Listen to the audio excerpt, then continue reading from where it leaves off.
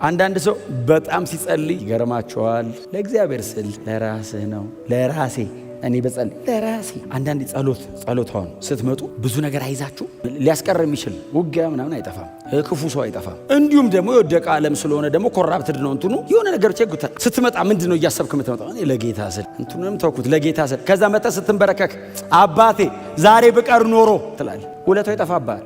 ጎናችሁ አሉስ እንኳን ከጌታ ጋር ሆንክ እንኳን እዚህ ኖርክ በሉት። እንደዚህ አይነት 1 ሚሊዮን ስብሰባ ሊኖር ይችላል ዓለም ላይ። ይሄ ምንድነው የሚለየው? በጣም ቆንጆ አዳራሽ ነው አይደለም።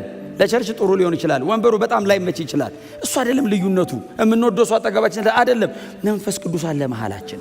የእግዚአብሔር መንፈስ አለ እዚህ ህልውና ውስጥ መኖር፣ ከጌታ ጋር መሆን። እኔ ምንድነው ቫልዩ የምታደርገው? ከጌታ ጋር መሆን። መንፈስ ቅዱስ ከሌለ የክርስቶስ ህይወት ከሌለ እንደ ቸርች አሰልቺ ነገር አለ እንዴ? የማይገባ ጸሎት ረጅም ሰዓት፣ የማታውቀው መዝሙር ረጅም ሰዓት፣ የማይገባ የዘላለም ህይወት እየተባልክ ትማራለህ። እኔ አንዷን ወር እንዴት ልጨርሳት ለሚል ሰው በጣም ሁሉ የሚያሰለች። ስትነካስ ሲበራልስ ጾም ጸሎት አለ ሲባል ሮጠህ መተህ የሚያጸልዩ ሰውዬ ሳይመጣ ከዛ 7 ሰዓት ሲያልቅ ምን ነው አጣራ ተነክተህ ነው። ረጅም ነው አጥሮ አይደለም። የነካ ነገር አለ የሚፈነቅለ። እስቲ አሜን በሏ። ብትደክም ትበረታለህ። ባይዘው ከተነካ ኃይል ብታጣ ይሰጥሃል። የሆነ መንገድ ብትወድቅ ብድግ ያረጋል። የተነካ ሰው ኖሮ ሊሞት ሲል ይመለሳል። ሮሜ 8 ላይ ላንብብላችሁ። የክርስቶስ ፍቅር ሮሜ 8:35 ጀምሮ። አይ ቲንክ ጳውሎስ ቆሞ እየጠየቀ አይመስላችሁም? ቸርች አይደለም ቆሞ የሚጠይቀው፣ ከዚህ በኋላ ያሉትን ነው የሚጠይቃቸው። የቸርች ቅዱሳን ፊት ቆሞ ከክርስቶስ ፍቅር የሚለየ ማን ነው? ማንም ነው የሚለው የቸርቹ ሰው። ከዛ እነዚህን ይጠይቃቸዋል። በጣም ብዙ ሰውን ከብዙ ነገር ያስቀሩ ናቸው እነዚህ የለዩ። ከምትወደው ነገር ገንጥለው ይጥሉሃል። እነዚያውን የሚዘረዝራቸው ከክርስቶስ ፍቅር የሚለየን ማን ነው ይልና ምንድነው የመጀመሪያው? ችግር ነው ወይስ ሲቃይ ወይስ ስደት ወይስ ረሃብ ወይስ ራቁትነት ወይስ አደጋ ወይስ ሰይፍ? አሁን ጳውሎስ በተናጠል አይደለም የጠራቸው፣ ግር አድርጎ እኮ ነው የጠራቸው። ሰይፍ ሲል አቤት ይላል፣ ችግር ሲል አቤት፣ ሲቃይ በሙሉ መጡ። ስለ አንተ ቀኑን ሙሉ ከሞት ጋር እንጋፈጣለን፣ እንደሚታረዱ በጎች ተቆጠረን። ይሄ ትክክለኛ ቃሉ ያለው መዝሙር 44:22 ላይ ነው ያለው። ባይዘው ስለ አንተ ቀኑን ሙሉ እንገደላለን የሚለው ቃል ዳዊት ያለው ነው። ባይዘው ሳውል ስንቴ ነው እናቴ እየመጣ እሱ ዋሻ ውስጥ ቁጭ ብሎ እኮ በር ላይ ይመጣል ሳውል። ልጄ ዳዊት ይሏል። ዳዊት ቁጭ ብሎ ዋሻ ውስጥ በር ላይ ነው። ባይዘው ሳውል ሰራዊት ይዞ ነው የሚመጣው፣ ዳዊት ብቻውን ከእግዚአብሔር ጋር። ልጄ ዳዊት ይለው ዳዊት ውስጥ ቁጭ ብሎ በእኔና በሞት መሃል አንድ እርምጃ ቀረ የሚል ከህይወት የተወሰደ መዝሙር ኑሮ ነው። አንድ ቀን በሳውል እጅ እጠፋለሁ ብሎ ይፈራ ነበር የሚል ቃል አንባቸዋል። ስለዚህ ሲጽፈው ቀኑን ሙሉ ስላንተ እንገደላል፣ እየሞትኩ ነው የምኖረዋል። ጳውሎስ ይሄንን ስለ ክርስቶስ ፍቅር አወራው። ኢየሱስን እየወደድኩት ትኖራው የሚገለኝ ብዛቱ አለ። ለምን ወደድኮ ብሎ እገደላለሁ። መቼ? ቀኑን ሙሉ ድንገት የሚመጣ ያገኘኛል። ከጧት እስከ ማታ በገዳዮቼ መካከል ነው እየወደድኩት የምኖረው። እንዳይገሉኝ ብዬ አልፈራም፣ ይግደሉኝ ሲፈልጉ ከመውደድ አልጎልም ነው። ቀጠለ። ምንድነው የሚለው? ቁጥር 37 ምንም አይለየንም ብሎ ደግሞ ጀመረ። በጣም ሶሊድ የሆነ በጣም የሚዳሰስ የእግዚአብሔር ቃል። አሁን በእውነት በዚህ እውነት ላይ በእንደዚህ አይነት ፊርም ስታንድ ላይ ያለ ሰው ወንጌል መስበክ የለበትም፣ መናገር የለበትም፣ እንደዚህ አይነት ፍቅር ኤክስፔሪየንስ የሚያደርግ ሰው መዘመር የለበትም፣ መጸለይ፣ መጮ እየተንከባለለ እያለ ማመስገን የለበትም። ሲያንሰው ነው በእውነት ይሄ ሲጋዎች መኖር እኮ አይደለም። በሞትለት ራሱ ትንሽ ጋብ ካረገልኝ ይመልሰዋል አይደለም። እንዲሁ የኔናም እንትን ይሄ የሚያንገበግበኝ ትንሽ ኖረ እኮ አትረካም። ምንም አይለየንም ይልና ከዛ ምንድነው የሚለው? በዚህ ሁሉ ግን በወደደን በእርሱ። በዚህ ሁሉ ግን ማለት ምን ማለት ነው? ቱ ዘ ሚድስት ማለት ይሰባስባቸው፣ ዙሪያውን ይንጫጫሉ። ሲቃይ፣ ሰይፍ፣ መከራ፣ ስደት፣ ሞት ሲንጫጩ፣ በዚህ ሁሉ ግን መሃላቸው ቆሞ እኮ ነው በወደደን በእርሱ ከአሸናፊዎች። ምን ማለት ነው? እነዚህ የተጠቀሱት ሻምፒየንስ ናቸው። ዝም ብሎ ከየመንገድ የመጣ እንዳይመስልህ። ድል አድራጊ ነገስታት ድል አድርገዋል።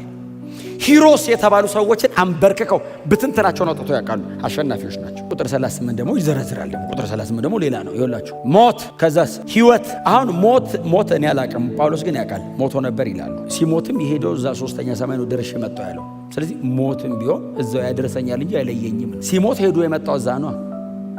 ሞት ነው የሚለያው። ወሳጅ ነው። እኔ ሄጄ የመጣው እኮ ሞትን ተጫወተበት፣ ሞት ላይ ቀለደበት። በእውነት እንደ ጳውሎስ እኮ ሞት ላይ ተጫወተ የለም። ለምን መሰለ? ሞት ላይ የሚጫወተው ኢየሱስ በሞቱ ሞትን ድል እንዳደረገው ገባው። ሞት እንደተሸነፈ ሲያቅ ቆመና ሁለት ቦታ ቆሞ ፊልጵስዩስ ላይ ብሄድ ከጌታ ጋር ብሆን ለእኔ፣ ብኖር ከእናንተ ጋር ለእናንተ፣ ሞት ላይ ቆሞ ሁለት ነገር ያወራ ብቸኛ ሰው ሞትን ተጫወተበት። ብሄድ ሲለው ልውሰድ ሲለው ብኖር የክርስቶስ ፍቅር ነው እንዲህ ማድረግ የሚችለው። እስቲ አሜን በሏ። ኢየሱስን ከወደድከው ነው እንደዚህ አይነት ኑሮ የምትኖረው። የክርስቶስ ፍቅር ብቻ በዚህ አይነት ሴኩሪቲ በእንደዚህ አይነት ጥበቃ ውስጥ ያኖርሃል። ሞትን ለጥቅም መቀየር የሚችለው የክርስቶስ የመስቀል ሥራ ብቻ ነው።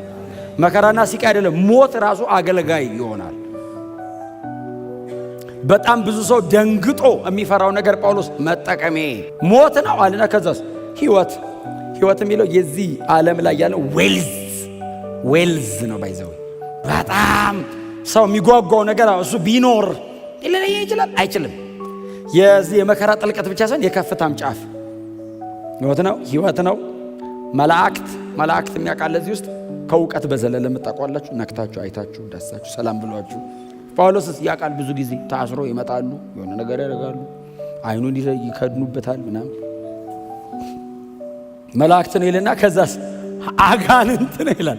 አጋንንት እኛ ገጽጸን ነው የምናውቀው። በአካል የሚያውቃል አጋንንት ናቸው ይላል። አሁን የእግዚአብሔር ቅዱሳን መላእክትን ይጠራና ከዛስ የጨለማውን ዓለም ደግሞ ይጠራዋል።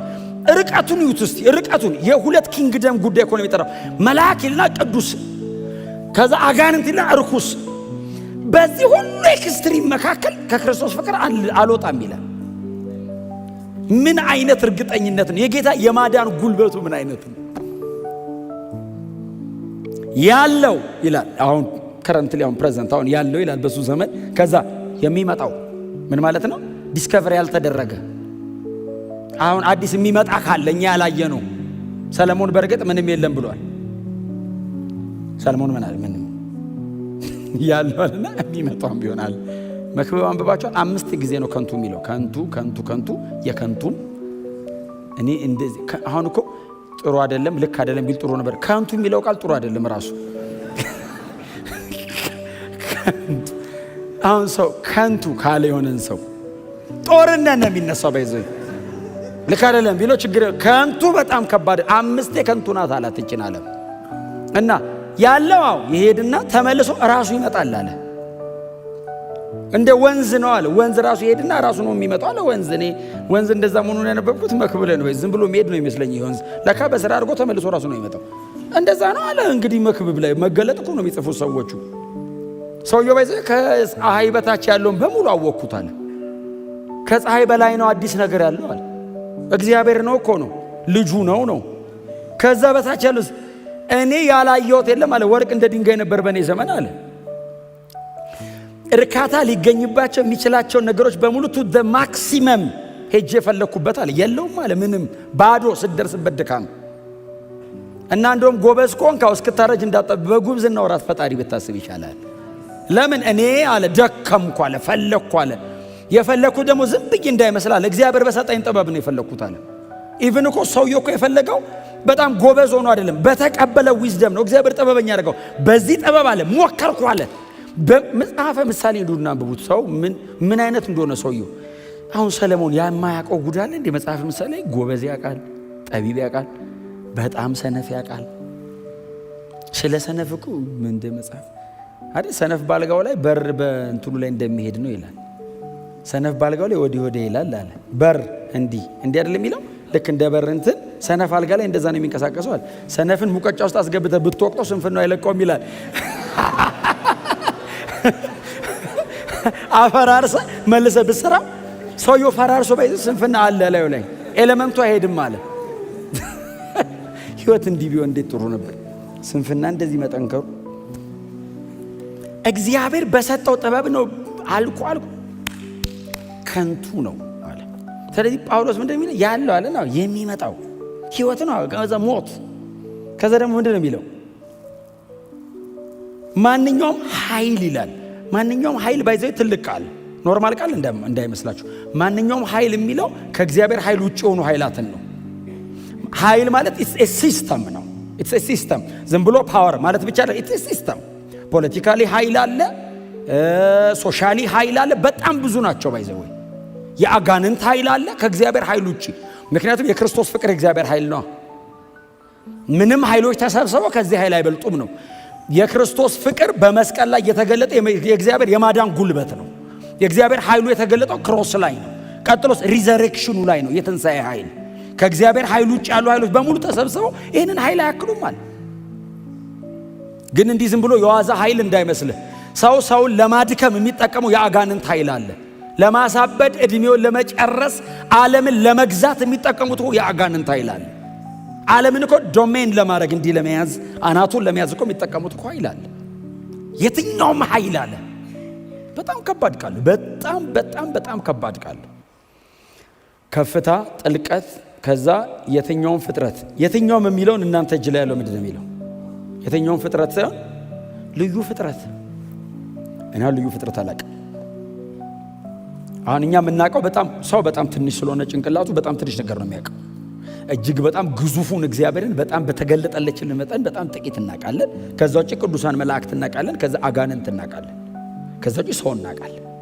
ከዛ ውጭ ምን ታውቃላችሁ? ምንም አናውቅም። መጽሐፍ ቅዱስ ላይ ያለው እሱ ነው። ጳውሎስስ 3ኛ ሰማይ ሄዶ መጥቷል እና ምን አለ? ሰው እማያየውን አየው። ስለዚህ አሁን እዛ ያየውን ፍጡር አይቶ መጣና ሲጽፍ ምን ይበለው? መሬት ላይ ለመጡት በሙሉ ቃል አለ። እዛ መጥቶ አያውቅም። መሬት ቃል የለውም። ልዩ ፍጥረት ዲስከቨር አልተደረገም። እዛ ነው ያለው። መንፈሳዊ ዓለም በጣም ግዙፍ ነው። ባይዘው እጅግም ትልቅ ነው። መሬትና ፍጥረት በጣም ኢምንት ናቸው። መንፈሳዊ ዓለም በጣም ይሄ ከዛ ነው የመጣው የተገኘው። አስገኝ ነው ያኛው። በዚህ በጣም ደቃቅ አእምሮ ያንን ሁሉ በጣም ግዙፍ ነገር ኢንተርቴን አድርጎ መጨረስ አይቻልም። እግዚአብሔር ሊነግረን የፈለገውን ራሱ ጨርሰን ማወቅ አንችልም። ዘርዝሮ ይህ ሁሉ በክርስቶስ ኢየሱስ ካለ ከእግዚአብሔር ፍቅር እንደማይለየን ተረድቻለሁ ይላል። ክብር ለኢየሱስ ይሁን።